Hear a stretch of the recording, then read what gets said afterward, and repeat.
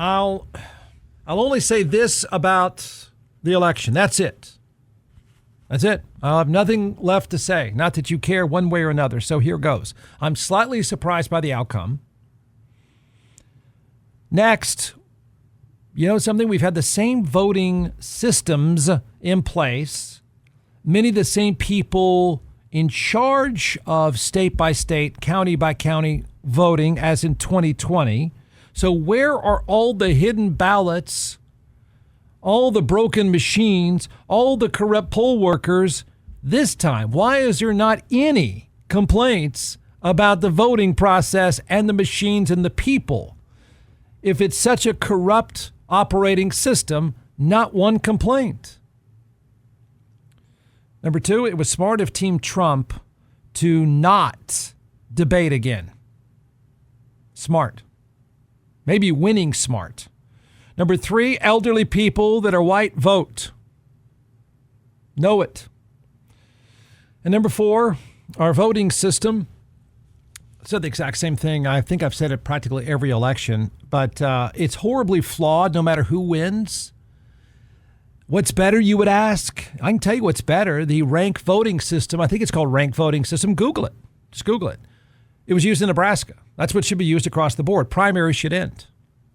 I don't care who wins. It's a stupid, silly system. And the number four, had the gender and face of Donald Trump's opponent been Tim Walz or even a younger Joe Biden, the outcome would have been just like 2020. Do with that whatever you would like. Be offended all you want. All right, here we go. The first college football poll has been released. And even though my network, signed right above my head somewhere, has put a lot of energy and marketing power into this college football poll, this top 25, I think I will pour water on it. And I'm going to say it doesn't even matter. I make an argument it doesn't even matter. In fact, I could say, I told you so. I won't do it right now. I might do it, 700 times between now and the time this college football championship takes place. But I told you so. But for now, we'll go with it doesn't really matter. So here's the thing. Easily predictably, 8 SEC and Big Ten teams make up the top 12 spots. They make up 7 of the top 8 and 3 of the top 4. And that's exactly, that's exactly how it will finish. Because it's an opinion-driven sport, just like it's always been an opinion-driven sport. I'll argue with all of you, nothing is different. Media writers, voting, BCS, blah, blah, blah. It's the same opinion-driven sport. And I don't think fans care. I really don't. I don't know that you care if it's an opinion-driven sport. I think it's terrible. I think it's an unfair system. I think it's bad marketing, to be honest. It's not that interesting that way. For example, so this top 25 was released. You've heard about it numerous times. And even if you haven't heard about it, you could write in the same teams just like you could write the same teams in every year, every decade.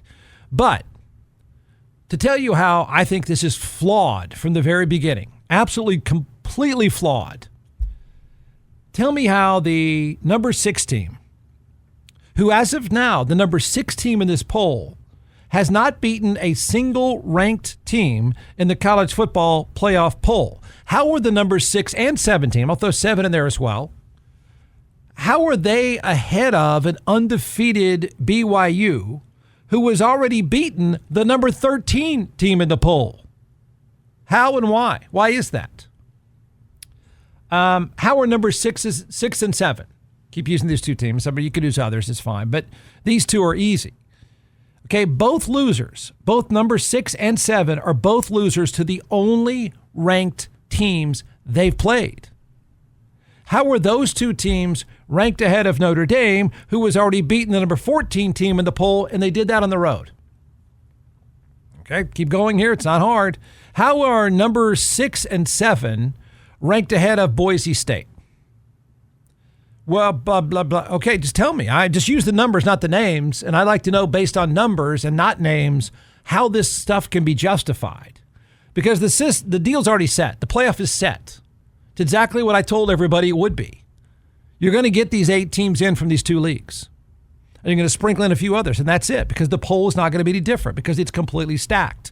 But I would challenge any committee member at some airport, Hilton, or any of you to tell me how it is that number 6 and 7 should be ranked ahead of Boise State, who has 1 loss. Remember, number 6 and 7 haven't beaten a single ranked team all year. They've each only played 1 ranked team all year. Number 6 was absolutely rolled at home by their only ranked team they played, yet they're 7 spots ahead of Boise State. Why?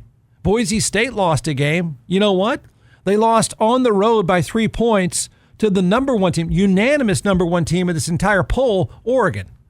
So how is number 6 and 7 ahead of them? Tell me. I mean, what kind of setup is this?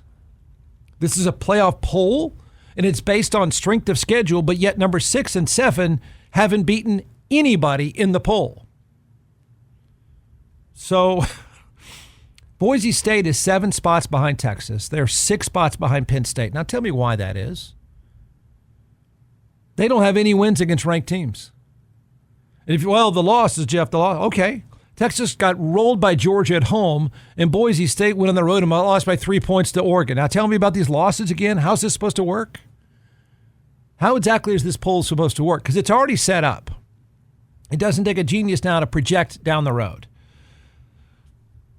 Number 6 and 7 are ahead of Boise State and BYU and SMU because of their names. And that's all this is. That's all the sport is.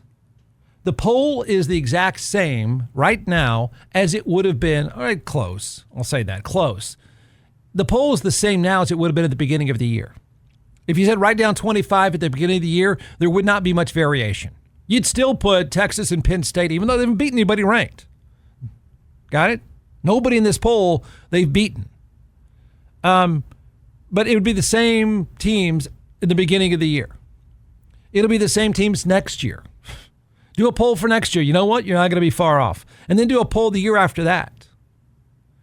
You can do it 5 years, and the poll's going to be the same. And this acting as if this committee gets together with some bagels and cigarettes, acting as if they're going to put some really genius formula together, and it's going to reward teams like Boise State, isn't true at all. It's a flat-out lie. There is no argument for them to be 7 spots behind a team that hasn't beaten anybody ranked. So I'd like to see BYU, Boise State, Colorado, and SMU in the playoffs. You wouldn't? You know, it was fun to see the Green Bay Packers get in the playoffs and go on the road and do some damage. That's fun. That's interesting. That's exciting. That's different. We're not going to get it. This poll's already set. The playoff's already set. I mean, there's no maneuvering. You can't, because once you start outside of number 14 in this poll, that's the initial poll, then you can't maneuver. There's only a couple spots left. A few takeaways. I mean, here it is. The Big 12 is screwed. It's already set. You're screwed. But they deserve it, Jeff, because why? I mean, tell me why Penn State is, take out the names. Why is the resume of Penn State better than BYU's? Just tell me. Because I don't think you can make an argument. Why is Texas's? So the Big 12 is screwed. That means they're going to get 1 team in. That's an automatic berth. The winner will be in the field. The ACC is most likely going to be screwed. The only outlier, potential outlier, since this whole thing is already set up. 8 spots are already taken by 2 leagues, just as I said a year and a half ago.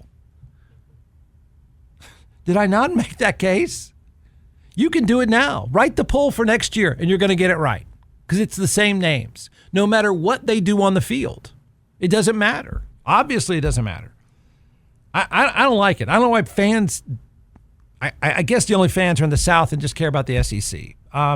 But the only maneuvering, I think, if you're trying to find someone that might be able to squeeze their way in, and I doubt it, but That might be the ACC, although they're likely to get screwed as well. Now, if I take the SMU resume, I'm sorry, how is it worse than Texas's? If you take the names out of the equation, I thought we're supposed to be objective and have equations. How is theirs worse? They just beat 2 ranked teams, one of them on the road. In this poll. I mean, sorry, I missed how this is supposed to be an objective poll. They have an outside chance of getting in. And so here's why this poll, the setup now, is no different than it's ever been. It's the same convoluted logic of opinions. The incentive now for SMU is to torch their next 3 teams for style points, because that's all this is. And even then, I think it's doubtful. So they'd have to torch everybody and maybe work their way up this poll to, even if they lost in the ACC championship game against Miami, they would have 2 losses. Then they might have a resume, although I don't think resumes really matter. I think my argument with Penn State and Texas is exactly that. The resumes don't matter. Objectivity doesn't matter. Data doesn't matter at all. But if they absolutely rolled everybody they have left on their schedule, maybe, just maybe, I could make an argument for SMU. I'm already making an argument for SMU. Notre Dame is in. The only thing that matters there is seeding. And that's about it. Your tournament is set. You know what? It was set in July. Next year's tournament is set. And the year after that, the tournament is set. Every year, as long as it's a 12-team system or 16 system with a committee that meets with name tags, the same group of teams are going to be in the same spots year after year.